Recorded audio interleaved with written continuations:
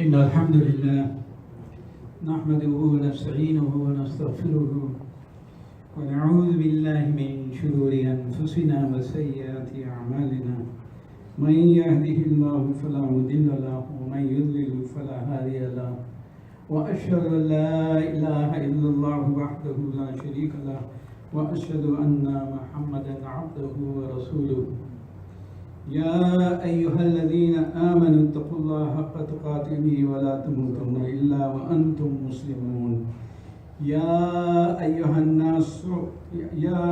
الناس اتقوا ربكم الذي خلقكم من نفس واحدة وخلق منها زوجها وبث منهما رجالا كثيرا ونساء واتقوا الله الذي تساءلون به والأرحام إن الله كان عليكم رقيبا يا أيها الذين آمنوا اتقوا الله وقولوا قولا سديدا يصلح لكم أعمالكم ويغفر لكم ذنوبكم ومن يطيع الله ورسوله فقد فاز فوزا عظيما أما بعد فإن خير الحديث كتاب الله وخير الهدي هدي محمد صلى الله عليه وسلم وشر الأمور محدثاتها وكل محدثة بدعة وكل بدعة ضلالة وكل ضلالة في النار.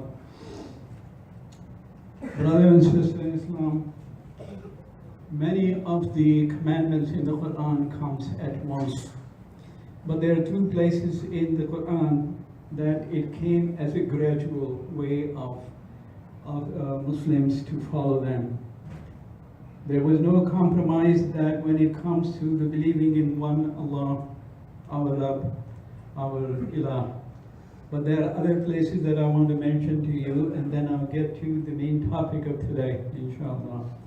The first thing is that Allah subhanahu wa ta'ala has commanded the believers when they ask them, يَسْأَلُونَكَ عَنِ الْخَمْرِ وَالْمَيْسِرِ.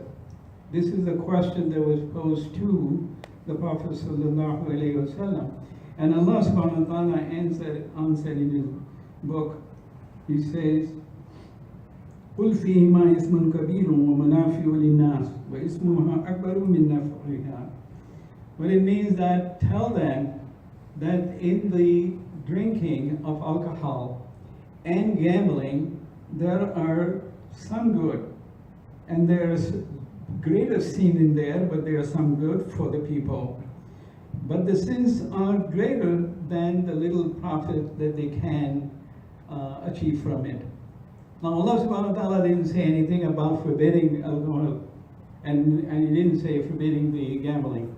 So then we see in Surah An-Nisa, Allah subhanahu wa ta'ala sends the second verses here, Ya ayyuhan nasu, Ya ayyuhalladhina amanu la taqrabu as-salata wa antum sukara hatta ta'lamu ma taqulun. This is a direct address to the Muslim. Now imagine that Allah subhanahu wa ta'ala says, do not come to prayer if you are in a state of drunkenness and you don't know what you're saying. Which means the Muslim at that time were drinking. That's why this ayah came there. But again, in this ayah, only Allah subhanahu wa ta'ala is saying that you should not pray when you have drunk and you don't know what you're saying. Now this is a wisdom of Allah, hikmah in there, that when something is profoundly embedded in the community and society for a long time, the things has to come a change gradually so the people can accept it. So now here that the people decided, the Muslims decided to think that we cannot pray if we're going to be drinking.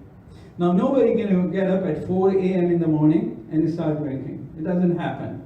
The majority of the people who drink at that time were the one who will start after Asr, Maghrib and Isha. That is their prime time of wining and dining. And if they do that, then they have a problem, a dilemma. It says, I can't drink because I have to pray. And if I'm going to pray, then I don't need to drink. Then in Surah Al-Ma'idah, Allah subhanahu wa ta'ala says, إنما يريد الشيطان أن يوقع بينكم العداوة والبغضاء في الخمر والميسر ويصدكم عن ذكر الله وعن الصلاة فهل أنتم منتهون. So here in before that it says يا أيها الذين آمنوا إنما الخمر والميسر والأنصاب والأزلام رجس من عمل الشيطان فاجتنبوه لعلكم تفلحون. In this, Allah subhanahu wa ta'ala is saying that all of this gambling ways of drawing the arrows and drinking and all that is the rijsum bin amal shaitan. This is the filthy thing and shameful deed that the shaitan does it. Is his work. So you, O believers, first tanibuhu, that stay away from it. So la'allakum tuflihun, so you can find the success. With this, I come to the other ayat in the Quran that also very gradual. It doesn't come at once. That it says that zina is forbidden, all of the kind of stealing is forbidden. There's no gradual thing is there.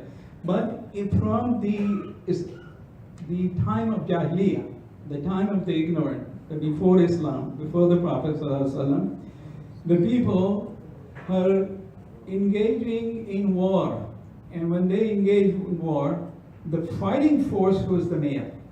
Therefore, they only give the inheritance to those who are able to fight and the male people.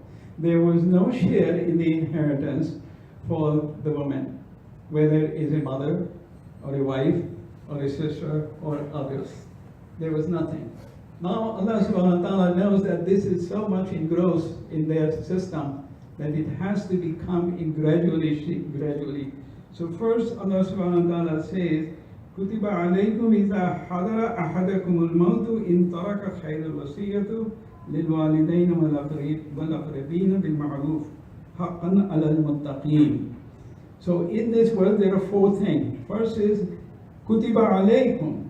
When you say كُتِبَ عَلَيْكُمْ, it becomes obligatory, just like we say كُتِبَ عَلَيْكُمُ الصِّيَامُ كَمَا كُتِبَ عَلَى الَّذِينَ مِنْ قَبْلِكُمْ, that the fasting is prescribed to you as those before you. So here it says that this wasiyah of the will is prescribed to you. Is حَضَرَ أَحَدَكُمُ الْمَوْتِ, when the death approaches you. Now think of it. Does anybody know when the death is going to approach? People are going to die at any time. Nobody has an idea whether they're going to die young or they're going to die old, whether they're going to die in an accident, they're going to die with a disease or whatever. So it is important is that don't wait until you get 50, 60, 70, 80, 90 and then think about writing the wasiyah. Because when the death comes, you will not have time and you may not be control of your senses, especially your brain, to be understand what you are writing in your will, it is correct or not. The second thing is Allah is saying is this wasiyah is for walidain, the parents, wal aqrabin, that the relative, but didn't mention which relative and what share they're going to get. Then he says haqqan al muttaqin, this is a duty upon the righteous one. After that, some time has gone, and the Surah Nisa, there are verses that came that exactly tells how and where is going to be decided.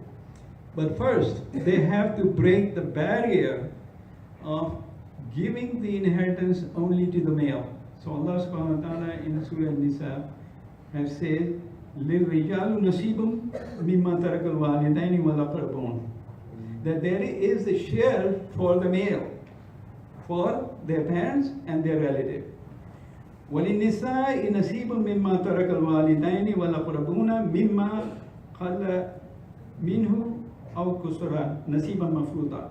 So he's saying that there is a share for the woman and for the whatever they leave behind for the parents and for the relative. Again, this is the second ayah coming. The first ayah is that you have to write a will. The second ayah is saying that there is a share for the male and their share is the female. And yet still we do not have any clear indication that who is going to get what. So then in Surah Nisa, finally Allah subhanahu wa ta'ala in ayah number 11 and 12 has given the instruction who is going to get what. Everyone is spelled out. What's the share for the father, the mother, the husband or wife and son and daughters and so forth. It's already spelled out here. It is not up to as a Muslim to give our wealth to anyone we want. Because this is indicated in the Quran, and any Muslim who reads these ayah will know that this is Allah's commandment to distribute their taraka, means their estate or wealth. Then there is another condition which is very rare, and that comes in the Surah Nisa, ayah number 176, and it says, someone who is kalala. Now the question is, who is kalala? The kalala is defined as somebody who doesn't have any ascendant, means no father, mother, and grandfather going all the up the chain, or they don't have any descendant, means that they don't have son, daughter, and other relative going down the chain. So this is a very unique condition that Allah subhanahu wa ta'ala has covered. Based on this thing, we come across another hadith from the Bukhari, in which it is narrated by Abdullah ibn Umar radiallahu anhu, that he reported and heard the Prophet ﷺ said, it is not permissible for any Muslim who has something to will to stay for 2 nights without having his will and testament written and kept ready with him. This is in Al-Bukhari, book of Wasiyah, and the hadith number 2738, if you want to look it up yourself. So that makes it very obligatory to everyone to have a will. There is no way out. 70% of the people in this country, and I really mean the Muslim and non-Muslim all together, 70% of people don't write their wills.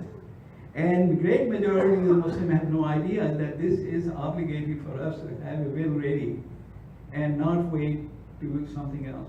This is also very important to know that the will in itself is not about the money. It is about your faith. You declare your faith who you are. So whoever is reading your wasiyah will know you are a Muslim faith and you believe in Allah, and you believe in the Prophet, and you believe all of the things. And then you also give a counsel to those who are loved one to you, that I am departing now. I don't have any more time, but you do have the time to take care of your al-akhirah. Because when the maut comes, there will be no respite. There will not be a single minute earlier or later. So we know from that writing a will becomes a mandatory. Now, let me tell you a little story that happened to me about 7 years ago, approximately 80.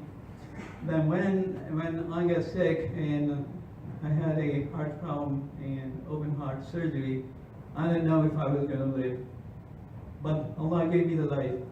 Then I said I should have, when I read these ayat and I read the hadith from the Bukhari, that I should have my will ready and do not let go tonight without having the will written beside me. Then I said I want to write a will, so I started looking at the will, and I found a lot of will all over the internet. I went to the lawyer and asked them about them, but there were 2 problems that I just didn't agree with their approach.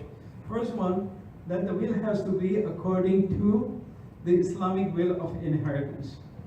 The second thing is more important here, because we live in this non-Muslim country, is that it also has to satisfy the state probate court requirement. If you don't satisfy that, then your will in the court will be null and void.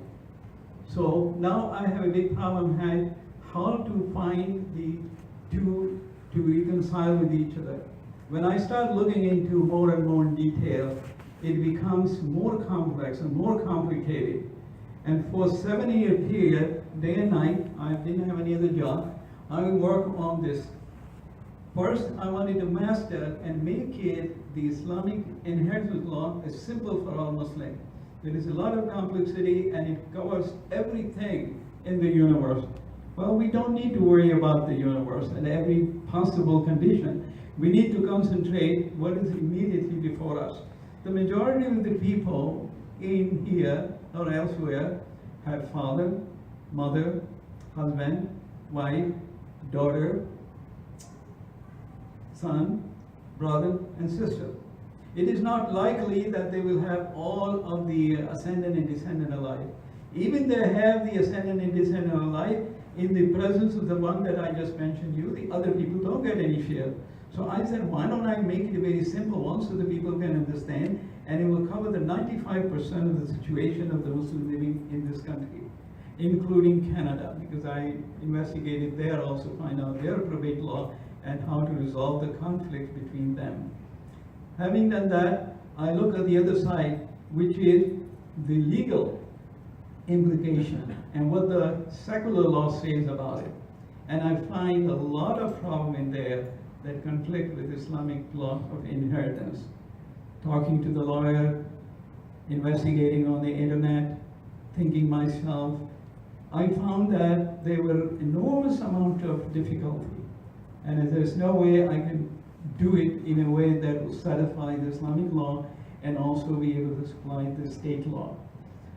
However, it was my dua to Allah, wherever I went for Umrah, whatever, Allah help me, because I don't see any light at the end of the tunnel after 6 years. And I don't find any solution. And alhamdulillah, then I was reading al-Bukhari, I came over the hadith that really was sitting there for 1439 years, and nobody ever used it. And when I start reading, it says, subhanallah, here's a solution to all the problem, how I can reconcile the state law and the Islamic law of inheritance. The hadith is about the Sa'ad ibn Abi Waqqas radiallahu anhu. He got very sick, and the Prophet ﷺ came to visit him. And Sa'ad radiallahu anhu said, Ya Rasulullah, I'm about to die. I want to give all my wealth in charity. The Rasulullah ﷺ said no. So he says, Ya Rasulullah, how about 2/3? He says no. He said, what about 1/2? The Rasulullah said again, no. He says, what about 1/3? The Rasulullah said, okay, 1/3, even though it's too much. I want you to leave most of the wealth to your relatives, so they will not be poor after you're gone. So if you give it all the charity, your father, mother, brother, sister, son, daughter will have nothing. So leave that thing. Ibn Abbas in narration in Bukhari, he says that because the Rasulullah said even 1/3 is too much, it is the opinion of Ibn Abbas radiallahu, maybe 1/4 is better than 1/3. But this is only opinion. But the Sharia allow us to take anywhere from 0 to 1/3 of our wealth and give it to those people who are not entitled, those who are not mentioned in the Quran. Now this is a very important point over here that I want you to remember if you don't remember anything else. You have done, and we have done a lot of things for ourselves. We work hard. We get our education and college degree. We find a good job, all right? We buy houses, we buy cars, we do vacation and everything. But at the end of the day, when we are ready to go and meet our Lord, Allah Rabbul Izzah, what have we done for us? Think about it. Everything that we own and earn, we're going to leave behind. Our hands will be empty when we go in our grave. There will be nothing we will take materialistically with us. The only thing we're going to take us with our amal. Whatever good or bad we did, that's what is going to go to. This will that I have worked out here gives away from the hadith of Sa'ad ibn Waqqas that you take 1/3 and give as a donation to those poor relatives who are not entitled to receive any share. But more important is that in America, we have very limited resources in our masajid and our full-time Islamic school. So make as a sadaqah jariyah to give out of that. Because you're not going to take it with you anyway, and if you leave it behind, your relative is going to just spend it the way they like it. But then you want to do something and you give it, so it will be yours when you are raised on the day of judgment and you see the reward has multiplied many times. Allah Azza wa Jal reward us many times that we cannot even imagine. So now that we have resolved the problem, alhamdulillah, between a will that will be valid in Islamic law and it will be also valid in the state law, then we should have no excuse. And I say no excuse for not having a will. So the question is, how are you going to write a will? Majority of the people that I know, and I'm including myself in my early stages in 1960s and 70s, that I went to a lawyer, I paid $200, he says, here is your will in 2 pages. And he said, after you die, everything goes to your wife and children. Now I have two people's witness, and you're done. Well, I'm not satisfied with that. That's not Sharia. That's not the state law. It is just lawyers making money. So now, even though if you go to a lawyer now, the majority of the non-Muslim lawyer does not know Islamic will. They have no idea because they're not Muslim. They have not studied Islamic law of inheritance. And if you go to the Muslim lawyer, they too will struggle because they are not really equipped to handle this because they have no education in the Sharia. They know the law of the land, secular law, but they don't know anything else. So now that Allah has given me a chance, and through me giving a chance to every one of you, you should have no excuse for not having a will. Alhamdulillah, this is the will. As you can see, there is a balance over here between the Islamic law and the state law. Inside, there are yellow pages in there. This is really the fill in the blank. All the detail has been worked out. Everything is in there. You put your name, address, social security number. You put down if you have children under the 18, then they will be, you will appoint a custodian then. You will appoint a executor of the will who is going to take the will and read it and make sure that they follow whatever you have put it in your will. This is the very important thing. You don't have to make any effort because there are 5 scholars in the United States who have gone through this book and they have endorsed. So how do you know they have endorsed or not? Look at the first page here. These are the name of the people. And in there you find the prominent scholar in the United States.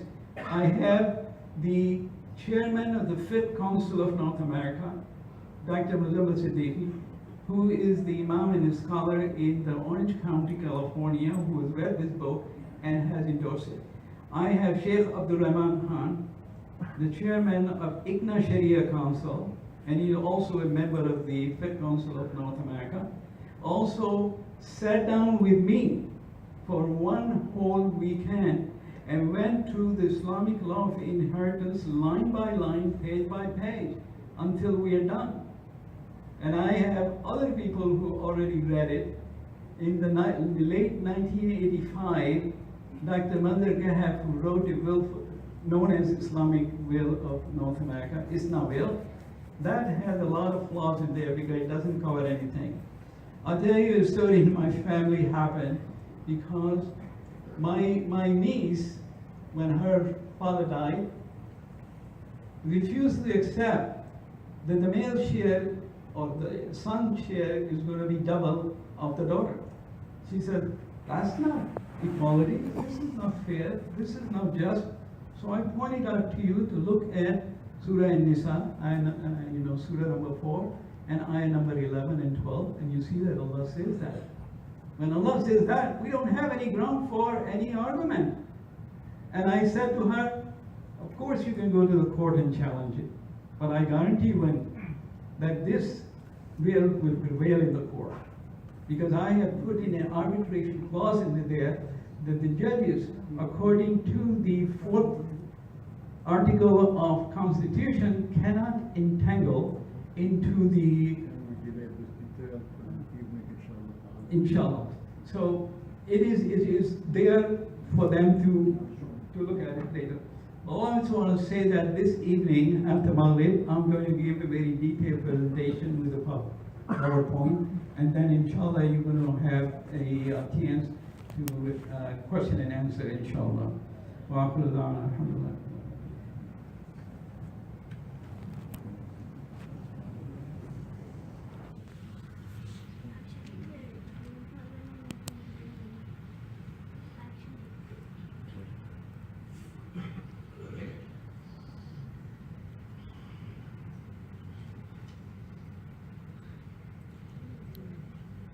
الحمد لله نحمده ونستعينه ونستغفره ونؤمن به ونتوكل عليه ونعوذ بالله من شرور أنفسنا ومن سيئات أعمالنا من يهده الله فلا مضل له ومن يضلل فلا هادي له نشهد أن لا إله إلا الله وحده لا شريك له ونشهد أن محمدا عبده ورسوله